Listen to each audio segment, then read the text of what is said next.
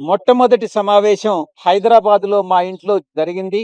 Vasudeva Reddy, Satyaprasad, MP Mithun Reddy, నేను, Kasireddy Rajasekhar Reddy, Sajjala Sridhar Reddy liquor policy గురించి చర్చించడం జరిగింది. మేం వ్యాపారం చేసుకుంటాం, ఒక 100 కోట్ల రూపాయలు అప్పు ఇప్పించండి మీ అరబిందో కంపెనీ చేత అన్నప్పుడు కోట్ల రూపాయల్లో 60 కోట్ల రూపాయలు అడానికి, ఒక 40 కోట్ల రూపాయలు డీకాట్ అనే కంపెనీకి 12% సంవత్సరానికి వడ్డీ చొప్పున నేను రికమెండ్ చేసి ఇప్పించడం వాస్తవమేనన్నటువంటి విషయాన్ని నేను చెప్పాను. రాజ్ కసిరెడ్డి, ఆయన కో బ్రదర్ అవినాష్ రెడ్డి, రాజ్ కసిరెడ్డి మరో అనుచరుడు చాణక్య అలియాస్ ప్రకాష్, కిరణ్ అనేటటువంటి వ్యక్తి, సుమీత్ అనేటటువంటి వ్యక్తి, సైఫ్ అనేటటువంటి వ్యక్తి, మిగతా చాలా మంది నెట్వర్క్ లో ఉన్నారు అన్నటువంటి విషయాన్ని నేను చెప్పాను. ఎత్తుకు పై ఎత్తు వేసి మద్యం కుంభకోణం కేసు సూత్రధారి రాజ్ కేసిరెడ్డిని అరెస్టు చేసిన పోలీసులు సాక్షిగా విచారణకు రావాలంటూ మార్చి నెలాఖరులోనే రాజ్ కేసిరెడ్డికి మొదటిసారి నోటీసులు ఇచ్చారు.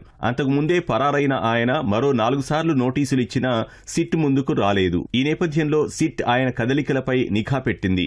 గోవాలో ఉన్నట్లు గుర్తించి 2 రోజుల క్రితం బృందాలు అక్కడికి వెళ్లాయి. రాజ్ కేసిరెడ్డి తలదాచుకున్న ప్రదేశం కనిపెట్టాయి. సిట్ నిఘా నుంచి తప్పించుకొని విదేశాలకు పారిపోవడం కోసం రాజ్ కేసిరెడ్డి, రాజేష్ రెడ్డి పేరిట నకిలీ గుర్తింపు కార్డులు సృష్టించారు. అదే పేరుతో సోమవారం సాయంత్రం గోవా నుంచి శంషాబాద్ కు ఇండిగో విమానంలో వచ్చారు.